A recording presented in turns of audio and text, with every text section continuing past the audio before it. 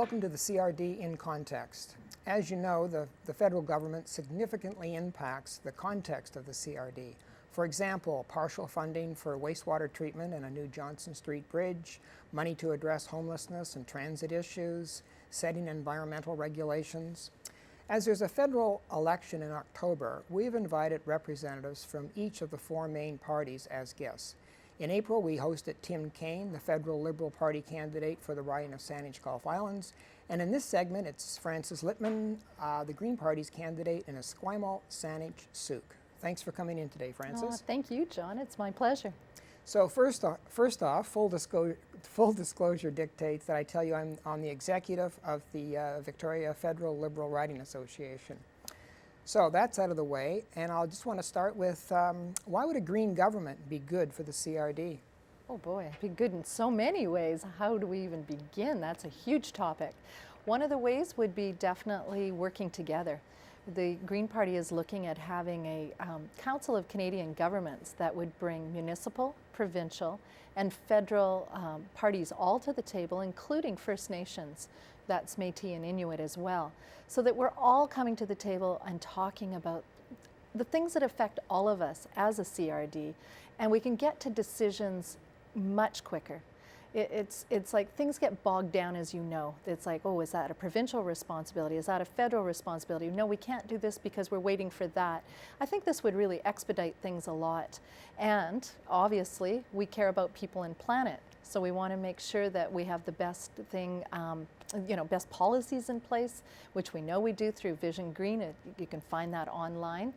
And really start implementing things that make where we live, keep it special. It's a really special place. As you probably know, John, from traveling, that what we have here is not like everywhere else in the world. And I really feel it needs to be protected. Okay, so in terms of, besides bringing people together in some of the groups that you mentioned there, on the website it has 6 green values. Yes. And I'm just curious as to which of those values would be would the CRD particularly benefit from?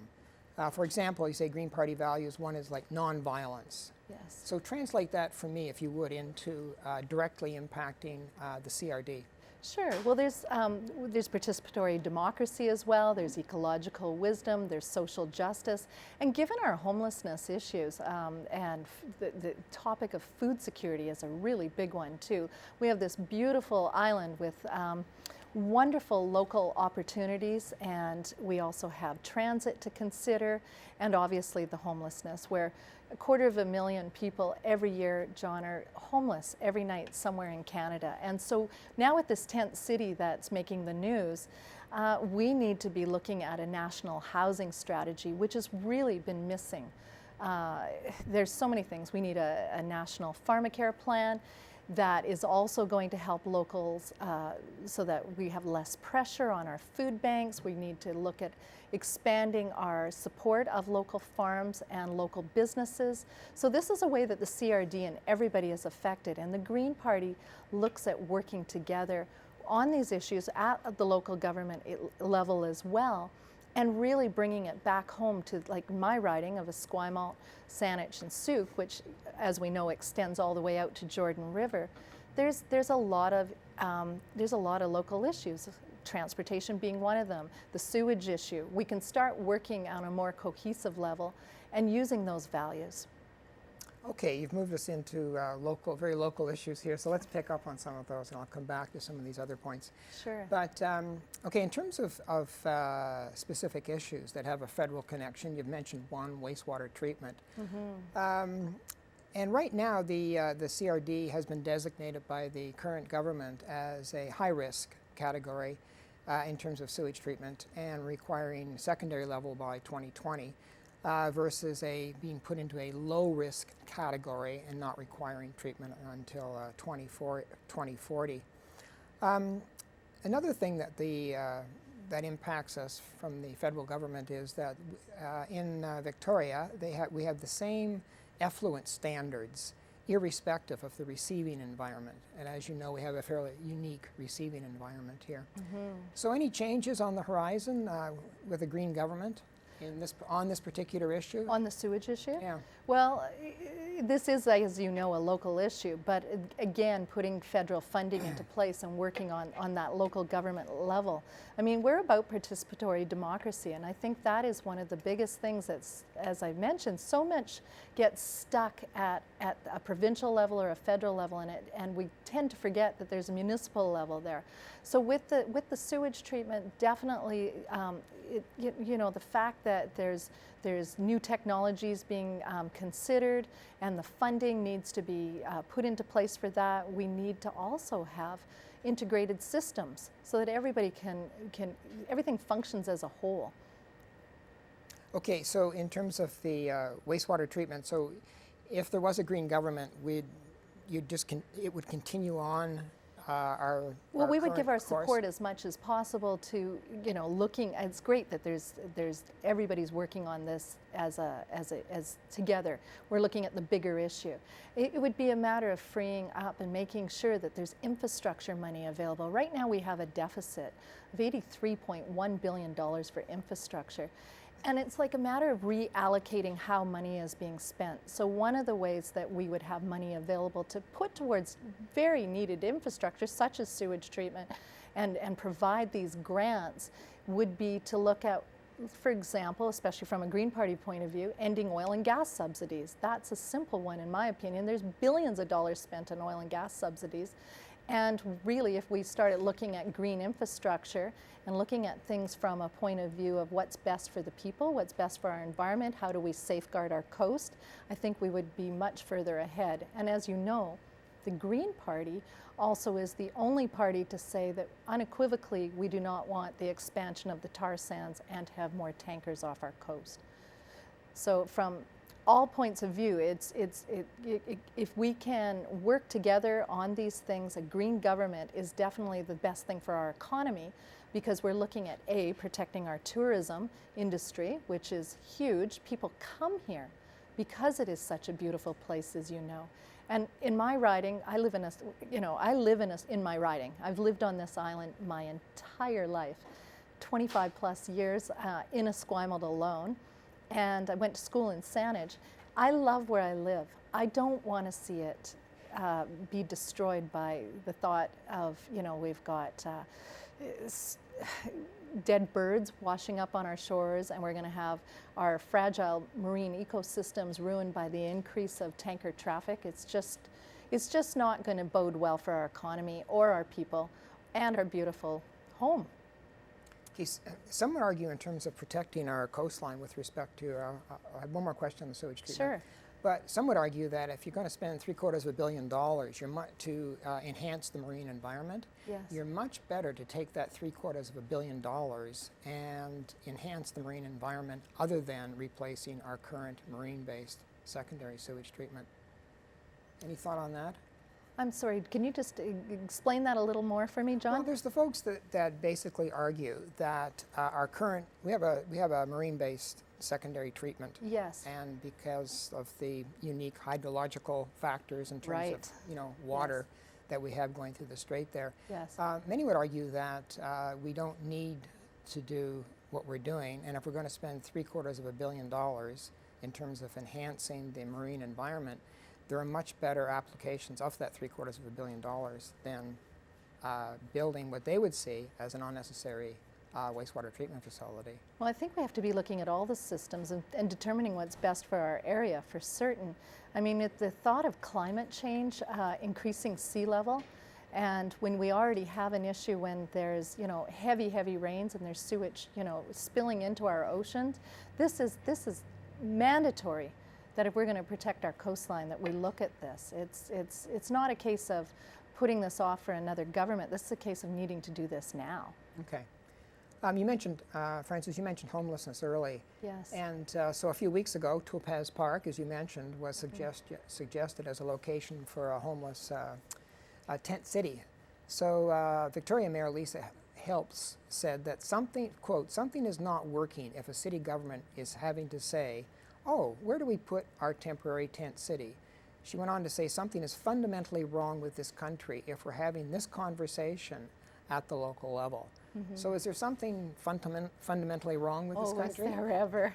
It, absolutely. Lisa Helps nailed it. There is a national problem with housing. When a 250,000 people homeless on any given night in Canada, with 1 out of 6 Canadians having food security issues, and you look at what's happening with our food banks. I mean, you can drive down almost any major street and start seeing the issue of homelessness. It's not hidden anymore. It's everywhere. And we do not have a national housing strategy, other than the Green Party is proposing a national housing strategy, and we need to get that in place so that we can deal with these issues. Because what's happening now is that the money that has been allocated by the federal government to go towards affordable housing, those programs were put into existence several decades ago, and that money is starting to absolutely disappear now as those programs come to an end. There's no programs in place to make sure that this housing is kept up or that people will have affordable housing. If we think the crisis is bad now, it's only going to get worse. And the Green Party has sat down with roundtables, discussions. We have a policy plan on this, and we want to work on this immediately because people are the backbone of our entire country. It's not about putting corporations first, it's about putting people first. Yep, and then another issue that came up was our transit issues. Now, up until 2 weeks ago, the Mackenzie Avenue Trans-Canada interchange Yes. was an issue that seems to have been taken off the table with respect to some funding there from the current government. But in terms of transit issues in general in the CRD, what's your thinking there? Well, you always know when there's an election coming when you start seeing money being spent on infrastructure. And the $85 million billion, it's $1 million being spent on the Mackenzie interchange. It's great that that's happening, but it's not looking at the entire picture. I mean, what's going to happen when those cars start, that overpass for starters is going to impact people while it's being built in a huge way. It's going to seriously inconvenience a lot of people. But that, once it's built, that infrastructure put into place, what's going to happen? You're going to have those cars leaving that interchange, but only getting stuck further down the road. I mean, we're not looking at the whole system in an integrated and feasible way that's going to have a long-term solution. I mean, we haven't even considered like having, I think, dedicated HOV lanes just for buses. We need to be looking at a transit system that, again, putting people first, that is workable, that's on time, that's, frequent. We could be putting so much more money into systems that have more long-term lasting benefit than into one overpass. And I guess there's a lot of concern about this interchange also being somewhat like McTavish Road. Look at the money that was spent on that. And there's been so many accidents in that interchange. There's has it really alleviated or helped us in a great way? I mean, when you look at how much money was spent, where that money could have been put otherwise, I mean, we have other options. So the phrase that you keep bringing up is the notion of whole systems, big systems. Yes, definitely. Thinking. Yes. Is that something that's unique to the Green Party thinking? Way of thinking, way of seeing the world? It's the reason I seriously considered becoming a member of the Green Party. I was asked to become the candidate, and when it wasn't a hard decision when I look at Vision Green, which is an integrated whole system that really allows me to feel like we have a solution to these problems. It's very straightforward. It is online. Anybody can Google it and put in the topic of their choice and find an answer to that. And yes, it is an integrated whole picture solution. It's the Canada I want to live in. Well, in terms of systems, one system that I'm always struck by is with respect to tanker traffic. And so often I'll read in the paper about how pipelines are talked about. Pipelines coming to our west coast are talked about, and tanker traffic is talked about, but they're two completely different discussions. It's as if the two aren't part of the same system. And I don't know if you're ever struck by that. People talk about pipelines, and then somehow they magically get to the coast, and That's it? Yes. And people talk about tanker traffic, and I wholeheartedly agree with you. I think this is all just part and parcel of trying to keep the public confused about what's going on. There's, different names for these different pipelines and all these different schemes, and it's a known fact that the process is flawed. There's people that have openly been published, including Robin Allen, who's an economist, who said it is a flawed system. We do not need more tanker traffic off our coast. All that oil is doing is going straight over to China, and we have this extract and export mentality that isn't serving the people of this region. What we're going to see if this can't go through, it just can't. In fact, the discussion really needs to stop on this, because what we have out here is so incredibly unique and so special that if we start increasing the tanker traffic, we're going to start seeing a total loss of our rich biodiverse marine ecology out there. For example, a dead whale or a deaf whale is a dead whale. So it's not even that we have to wait till we have a spill to have an issue. We actually are looking at creating a lot of problems just by having increased tanker traffic, the noise of that, the fact that we're looking at expanding coal, this LNG scheme. It's not just tankers. Oil or bitumen carrying tankers. This is we're talking a massive freeway going on in front of our beautiful coastline here. And that'll affect the people of Esquimalt, Colwood, Metchosin, Souk. And also, when you think of the businesses that rely so heavily on the ocean for their income and this economy, this is just a really flawed scheme. So a quick switch to something that's unique to your riding is the Esquimalt Naval Base, which obviously brings up the whole issue of Canada's military role in the world. So any thoughts on that? Well, we've always been very proud of the fact that we've had a peacekeeping nation. I mean, you could travel almost anywhere in the world and have a Canadian flag on your backpack and feel very proud of it. And in fact, I know at one point the Americans would even adopt our flag and put it on their backpacks. And I think we're entering into some very dangerous territory now by not looking after our military in the way they need to be looked after. I mean, we have ships that are failing. We have vets that aren't being looked after. We have, again, we need an issue that isn't putting people first. And the Green Party really values the people that are safeguarding our country. We don't want to be putting them at more risk. So peacekeeping is definitely where we want to get back to. Okay, just have about 30 seconds left here. I'm going to end on something that might hit you as being strange, but Victoria recently said it would follow Vancouver's lead on the issue of regulating medicinal marijuana outlets. Right.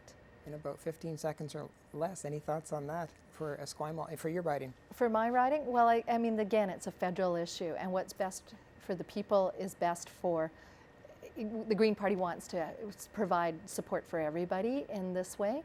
And the policy is that medical marijuana, if needed, needs to be definitely looked at. It's in our reports, and it's there for all to see. Okay. Frances, I wish we had more time, but we don't. Thank you so much for coming in today. Thank you, John. Thank you. That concludes part one of the CRD in context.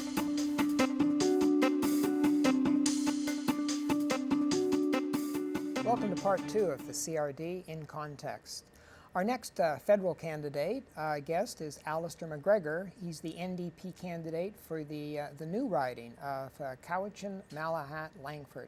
Alistair, thanks for coming in today. Appreciate your time. Thank you, John. I appreciate it. Someone, maybe it was you, described your riding as geographically weird. And just for the viewing audience, in terms of the CRD, I want to point out that it includes the municipalities of Langford and the Highlands, and and also a large chunk of the South Island, known as the Juan de Fuca electoral area. That is part of the CRD, and that runs from Otter Point up to Port Renfrew. So that's the new riding. So, Alistair, just to get things going here, I'll ask you the same question I did the previous guest. Why would an NDP government be good for the CRD? Well, as you mentioned, yes, the riding is geographically weird. I once actually wrote an article referring to it as a tale of two cities, because you've got Cowichan to the north and Langford and Highlands to the south. So just looking at the part of the CRD that I represent, the city of Langford especially, is one of the fastest growing municipalities in British Columbia, if not Canada. And the Highlands is also a significant part of that. It's a lovely rural atmosphere there. But for the South End, I think an NDP government would be good for my area because we want to establish a long-term partnership with the municipalities. Not only coming around recently right in front of an election as the Conservative Minister, John Duncan, has, but setting long-term funding priorities, giving the municipalities a little bit more of the gas tax so that they have stable infrastructure needs from the federal government. In terms of the people that live in the South End, well, Langford is a city that has a lot of young families. As you well know, the housing prices in Victoria and Esquimalt are a little bit too high. So we've seen a lot of young families that have moved out to Langford. And when I've been out on the doorsteps, the number one issue for them is affordability. So an NDP government is going to be tackling affordable housing issues. We're going to be bringing in a $15 a day childcare program. And we're also going to be leading the way with establishing a $15 an hour federal minimum wage. So in terms of the infrastructure funding that you mentioned, so what you would do, what an NDP government would do, is, as you say, not go out and distribute it shortly before an election, but put in place a program whereby every municipality would know basically what to expect over the next 5, 10, 15 years. Absolutely. Actually, Tom Mulcair, he made a recent address to the Federation of Canadian Municipalities, and I won't go into too much detail because he covered it quite extensively, and your viewers can actually see that speech. It's online. But yeah, it's basically working with Mayor Ken Williams of Highlands, Mayor Stu Young of Langford, finding out what their priorities are. And with a population like Langford that's growing at some estimates of 4% a year, that puts major strain on the existing transportation network and the way the city is expanding. So yeah, just making sure that their council knows that as a federal member of parliament with an NDP government, they've got a partner to help manage that. Okay, so in terms of the NDP party, they ascribe to a certain set of principles and a certain set of values. Are there any values or principles that would be a particularly good fit with the CRD? Sure. For the NDP, we're all about social democracy, and for me, social democracy is intrinsically linked with empathy. That's having a deep amount of caring for your fellow human being and making sure they're reaching their full potential. So that's what's always drawn me to the NDP, is that not only do we have these really great environmental policies, but we have the decades of history of fighting for those who have not really had the best start in life. And I really think that the health of our society is measured in how well everyone's is doing, not just a few at the top. So yeah, residents in a CRD government, they should know that the values that drive me are basically empathy for my fellow human beings, making sure they all have the tools they need to live a fulfilling life. Okay, well, in terms of local issues, I'd certainly see empathy directly relating to homelessness. Yes. And so a few weeks ago, Topaz Park was suggested as a location for homeless tent city. Victoria Mayor Lisa Helps lamented that something is not working if a city is having to say, oh, where are we going to put our temporary tent city? She went on to say something is fun with respect to the homelessness issue, and I know it's probably not as big an issue in Langford or the Highlands as it is certainly in Victoria, and Victoria is basically the downtown of the CRD, so it takes a hit, a disproportionate hit there. But she went on, she said that something is fundamentally wrong with this country if we're having this conversation at the local level. So is there, on this issue, is there something fundamentally wrong with this country? Well, I think she's onto something there. In a country as wealthy as Canada is, I think in some respects it is a bit shameful that we do have as high homeless numbers as we do. Now I think Victoria and Vancouver do have a higher proportion of homeless people than maybe other cities do, because of course we have a climate that's a little bit more mild over the winter. But going back to the Langford area, there are steps that can be done. I know that Mayor and Council of Langford, for every new development proposal that comes in, for every 10 units that are built of single-family homes, they make sure that one is priced at 60% of market value. And I think it's local initiatives like that that are, really forward-thinking. So I applaud Mayor and Council for doing that. And I want to see a federal government that comes in and backs that kind of a program up. You said Victoria, yes, it is the center of the CRD, but Langford is growing as its own little nucleus for the West Shore communities. So we could see maybe in the future that Langford starts developing a major homeless problem as well. And so thanks to initiatives by Mayor and Council here in Langford, maybe that's something that we can take care of a future problem before it becomes a big one. So the 60%, as you say, 1 in every 10 That's right. units, you see that as being a bit of a proactive approach to dealing with homelessness. I do. I think that that's a very proactive approach, because municipal governments, they certainly don't have the deep pockets that the federal government does. But I think Langford is taking advantage of the fact that you have so many people wanting to move there. So the demand for development is huge. So with all of those development applications that are coming in, it's nice to see Council has taken advantage of that demand and actually made something out of it.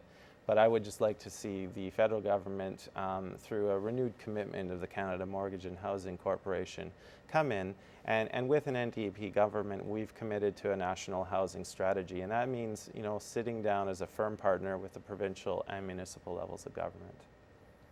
Okay, another local issue that impacts Langford is the wastewater treatment facility, and the CRD has been designated by the current government as a high risk area, needing to treat to at least a secondary level by 2020, as opposed to being a low risk area needing to treat it not needing to treat until 2040.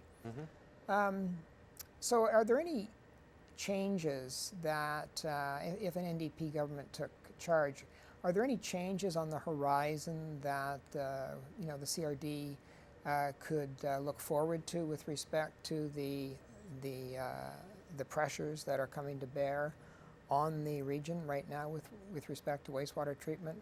By pressure, I mean the level of treatment, the timeline. Yeah.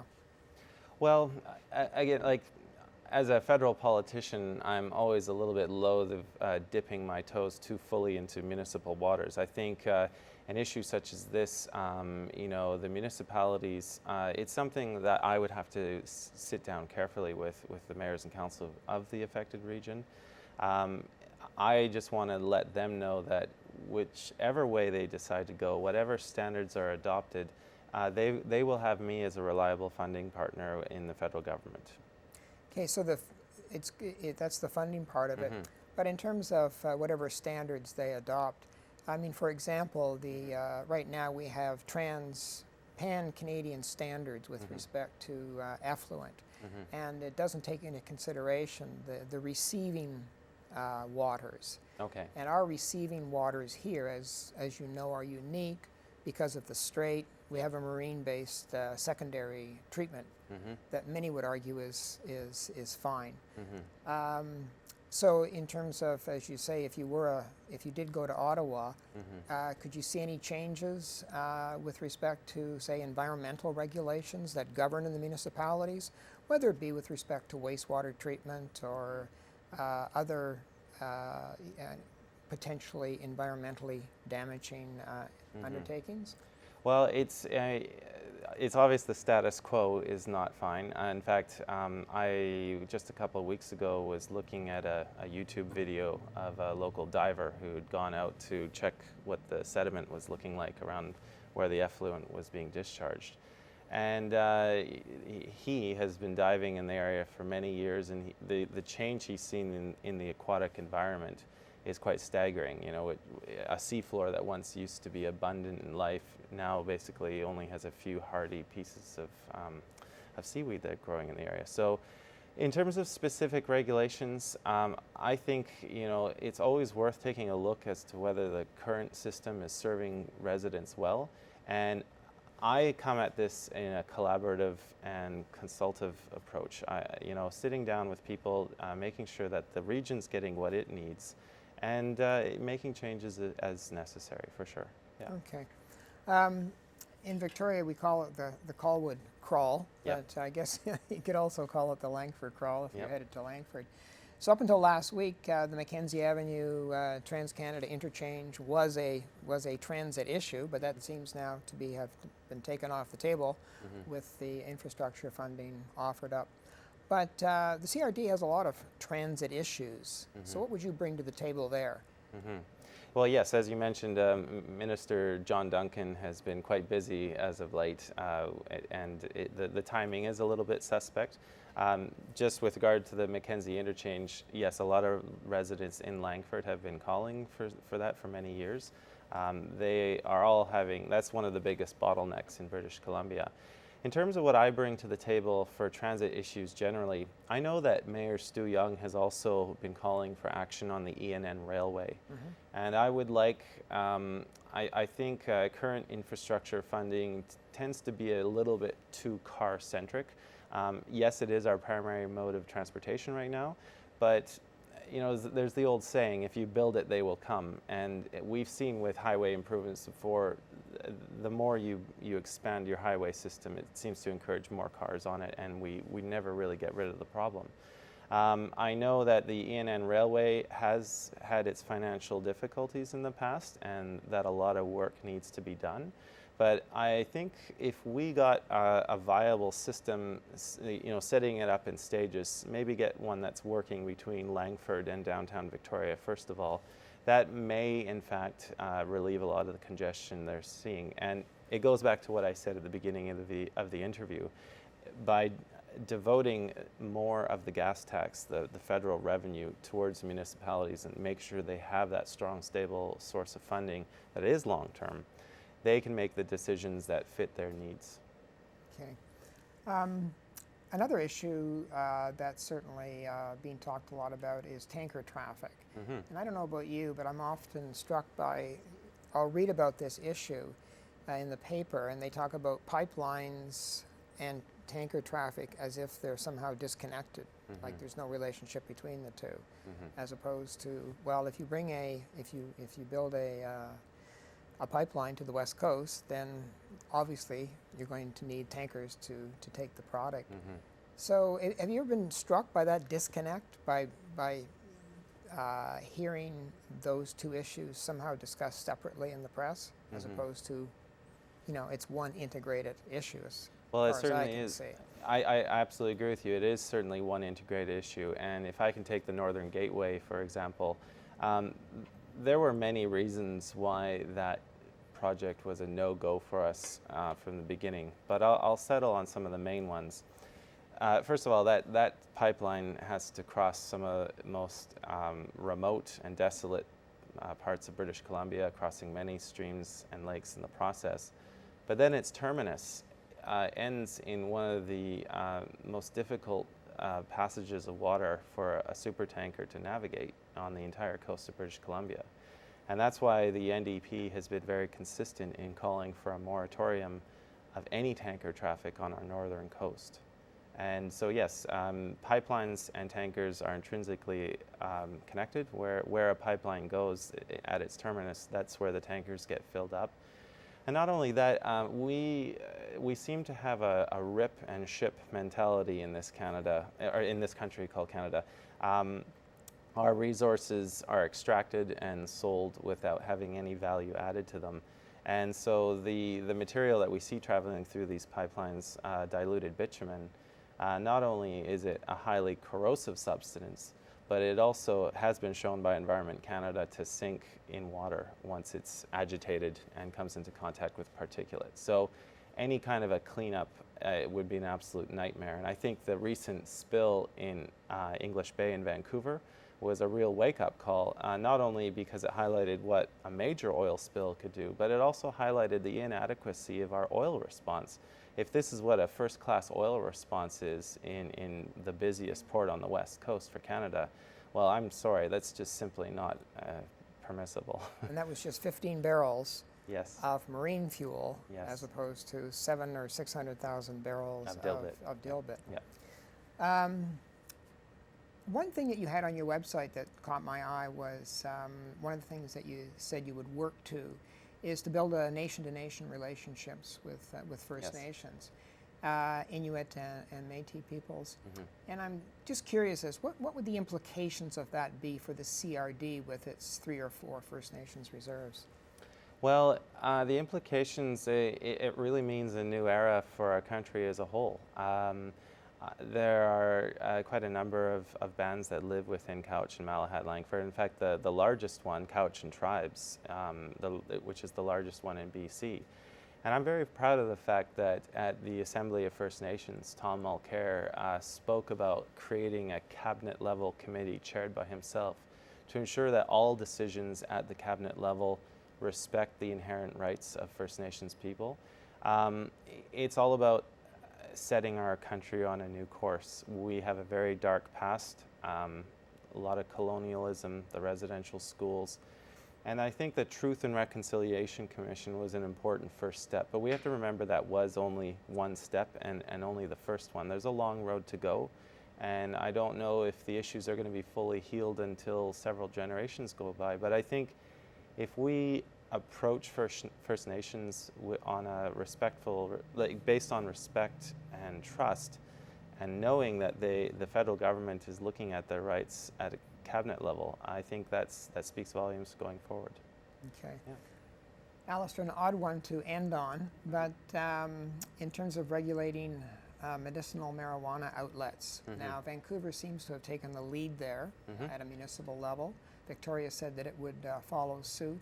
Any comments on, I guess there's just Langford in your jurisdiction within the CRD. Yep. But any thought? Oh, I'm just getting the, if you got 5 seconds on that, that would be good. Then we have to go. Sure, we're going to start with decriminalization, but that's just an important first step on what we'll go to next. Okay. Yeah. Alistair, thanks so much for your time. Appreciate it. Thanks a lot, Appreciate you John. coming in today. Okay, thank you. That concludes part 2 of the CRD in Context.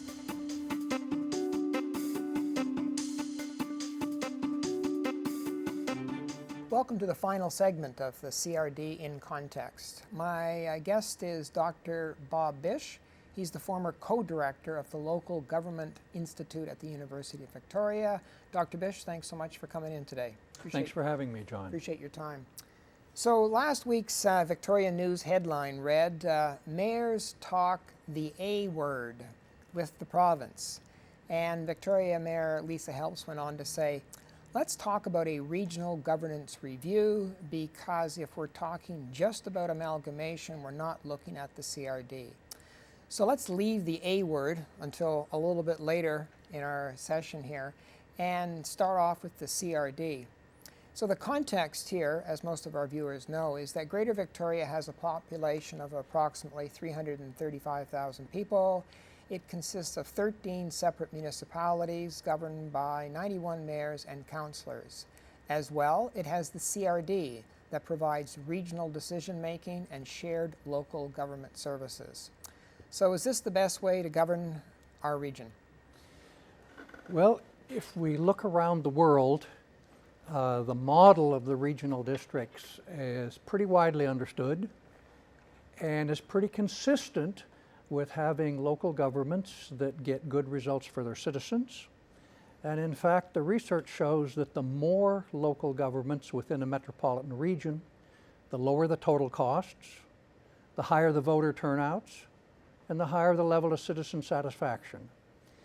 But my experience is not a lot of people here really understand the logic of the regional district model. And I think that's a real problem. The logic is pretty simple. Where we've had multiple levels of government, it's not worked very well. The CRD, or the regional district model. So by multiple, you mean this level is elected, municipalities, perhaps a second tier. that is independently elected, Independently elected. and maybe a third layer that's Maybe independently even elected. a third Okay. layer, depending on where you are. Here, we elect municipal officials in relatively small governments. Those small governments probably spend between 75 and 85% of the total spending for local government in the region. And in those small governments, those councillors tend to know their budgets pretty well. Some people call them cheap, they're frugal. While we have 91 of them, their total cost of our elected officials is about 1/2 of 1%. It's about the equivalent of a hamburger per capita per year for the population. So those are the salaries for the elected officials. Those are the basically. salaries and the cost of their staff if they have staff, if Okay. they have support, which Yeah. most of them are so small they don't. Yeah. And they're cheap. In fact, when you're estimating your budget for the year, they're smaller than an error term in a municipal budget. But what we have to remember that once they're elected, they make decisions on the full range of local government services. They're going to be on the committees that make the decisions for the Capital Regional District. For instance, Sydney, North Saanich, and Central Saanich, they will be the councils that appoint the committee that operates the Panorama Leisure Center. Mm-hmm. They will be the council that appoints the person that goes to the board, the regional district board, but we have to remember that a lot of the committees are staffed by municipal councillors who aren't on the regional district board. And what this does is it means the same people have to look at the local government service from the very local level up through the sub-regional, through the regional level. And this is unique. We don't have this anyplace else in North America, where we let the local government people from the smallest level of government make the regional decisions. Are they equipped to do that? I mean, I'll give you an example of maybe somebody from one of the smaller municipalities gets elected to serve on their council, and they do a good job. They get to go on the CRD board, and all of a sudden a huge infrastructure project comes along, and maybe they're the chairperson. So here's a person from a very small municipality is all of a sudden the chairperson, let's say overseeing a $500 million, $750 million. Sometimes they are and sometimes they aren't. It really depends on what they've been doing outside of local government for dealing with some of these projects. And we tend to get council members in small governments that are very similar to the residents. If we go to big local governments, we tend to get very highly educated people, much higher socioeconomic status that tend to be elected to office. But again, that doesn't mean they know much about the technical issues. So we don't have any guarantees. This is a democracy. These are the people we elect. Frankly, many of them are smart as the MPs and MLAs that we elect at other levels of government. But there's no guarantees. They're heavily dependent for technical things on the staff. And that can be the staff in a small government. And, you know, if you take a government like Metchosin was called the first contract city in Canada. Metchosin doesn't have a lot of employees. They go to contractors to deal with literally everything. So then we're dependent on the skill of the council and the managers of hiring the right contractors. Right. And that's just the way local government is. Well, a couple of things in terms of you saying them getting good results. You mentioned cost, voter turnout, satisfaction by the populace. So in terms of cost, you maintain that smaller and more flexible jurisdictions can often deliver services to residents at a lower cost, and that this throws into doubt the financial assumptions typically used to defend amalgamation.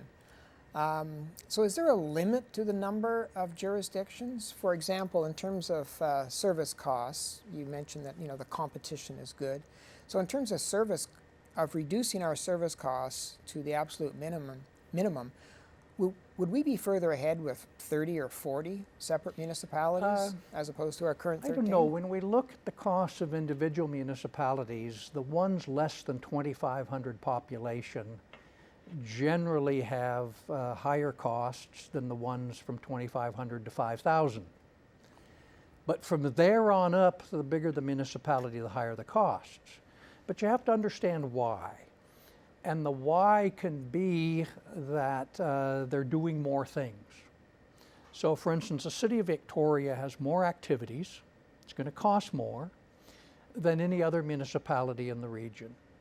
And that's because it's got the functions of a downtown core. So Right. it will have services like more homeless, it's going to need a bigger police population per capita, and we expect those things. So we don't always, we know in aggregate, the bigger, the more expensive. But there's several dimensions there. What we do know is that in a region like the Capital Regional District, those functions where there's really cost savings, Panorama Leisure Center is too big for a single municipality, unless you do like Oak Bay's rec center and have a bar and user charges to cover the costs without hitting your taxpayers. We know the Wanda Fuca is too big for any one of the Western communities, so they go together. And what we see here is that the big activities, the Heartland Dump, transit of course is provincial, Souk Reservoir, all of the things that you really need to be bigger, they've brought in as shared services, sometimes through the CRD, sometimes not. So it depends on how smart the little governments are as to whether they get into the shared services which save them money on the expensive functions, and they can still be efficient on most of the things local governments do. So you talk about, recreation centers, and that's obviously something that's going to be appealing to the voters. So, but then you talk about Victoria. It's basically the downtown for the region. Is Victoria, in terms of eliciting help and contributions from the other municipalities, are they being smart in terms of eliciting, I guess, every municipality's fair share in terms of Victoria being the downtown of the core? Well, we have to remember there's two dimensions to Victoria being the downtown core, and one is the services. They're going to cost more. But secondly is their tax base. Victoria has the big majority of the business tax base in the region. They collect, their tax rates on business are 2 to 3 times higher than our residences. We've never done a careful study in Victoria, but over in Vancouver, where they've had 2 good studies now, if you take the taxes contributed by businesses in Vancouver and you add up the costs of servicing the business, including all the shoppers that come into the city, including all the commuters that come into the city, there's still a big enough surplus from business taxes in Vancouver to pay for half the services that go to residences. And from all indications in Victoria, the tax revenue they get from the business sector is more than enough to cover the extra costs of their extra services.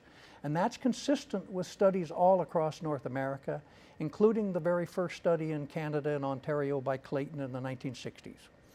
The use of variable tax rates means our business community really pays more than you might expect as their fair share.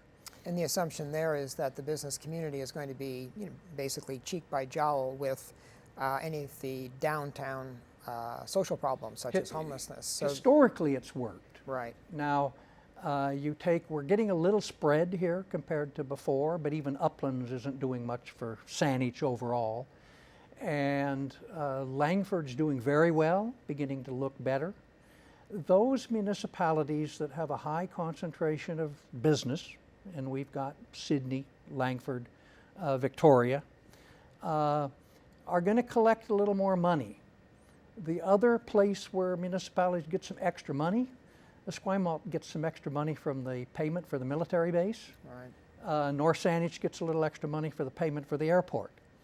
And those fiscal flows plus the business taxes allow British Columbia municipalities to keep our residential property tax about 1%, which is very good on a North American scale. And you can't do that in the United States where they don't have variable tax rates. That's why in the US cities you have sales tax add-ons, and in the eastern US you have income tax add-ons to cover the cost of local services. We get that from the business community here. So in terms of, you mentioned in terms of results, so it looks like we're going to have a governance review in terms of looking at how it's structured. So if there were three, what would be the top three criteria that a governance review should be done under? The things that my colleague Jim McDavid and I look at. Now, I look at institutional arrangements and how institutional relations are related to performance. We look North American wide. Jim's the guy that goes in and does analysis of specific services and how efficiently they're provided. We think there's a couple of things we'd like to look at here. The CRD is getting a pretty big staff. They contract out a lot of stuff, but they still have a lot of in-house stuff. Mm-hmm. We don't think the council members look as closely at the CRD budget as they do their municipal budgets. We think our discussions with council, especially in the smaller municipalities, they know their local budget. They don't know the budgets and the CRD on the committees they sit on to the same degree. And we'd kind of like to look at the internal operation of the CRD.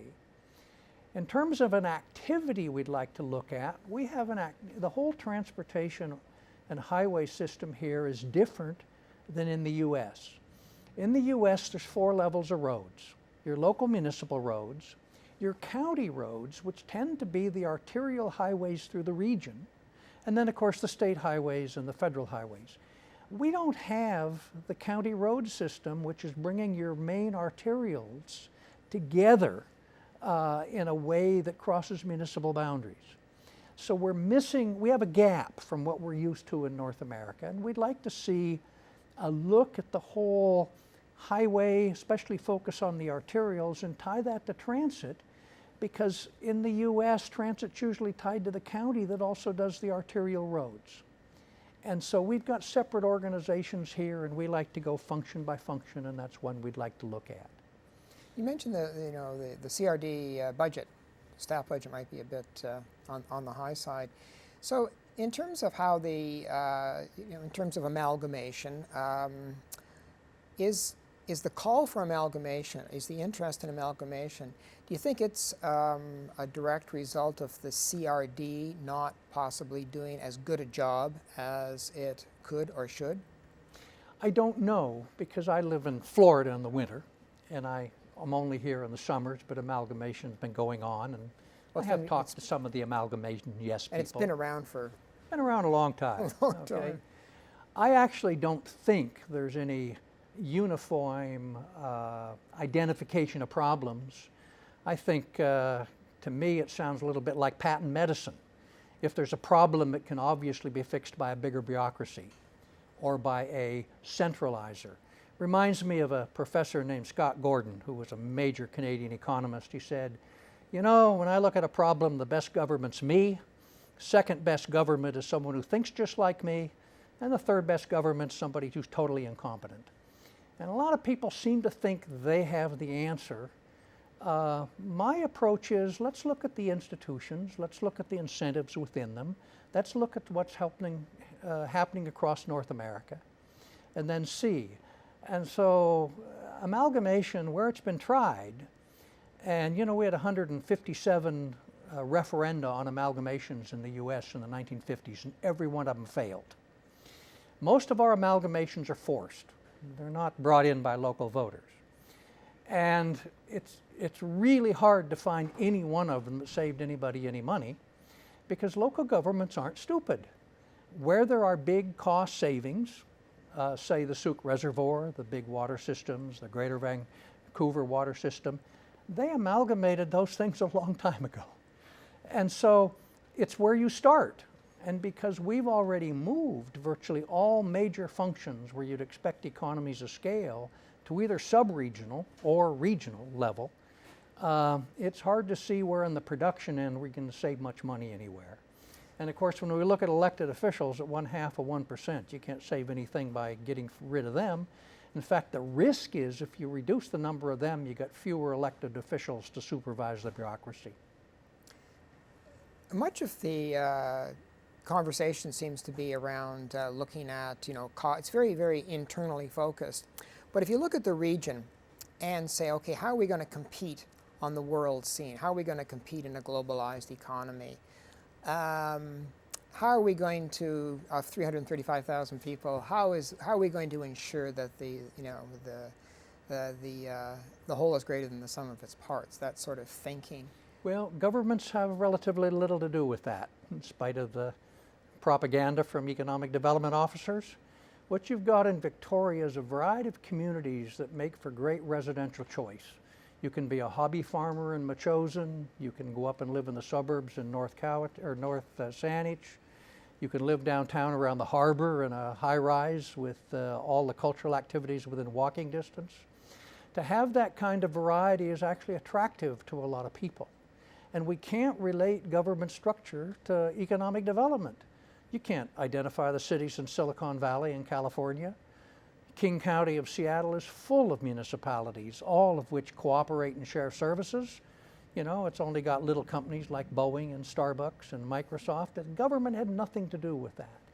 The one dilemma that British Columbia has is not as much at the municipal level, it's at the provincial level, in that we tend to levy very high property taxes on industry. And so we don't get industry locating here unless it absolutely has to be here to take a natural resource out. And that's a problem for the provincial government to rein in some of the high variable tax rates that some of the municipalities use. But I don't think we're going to find much relationship anywhere to local government structure and economic development.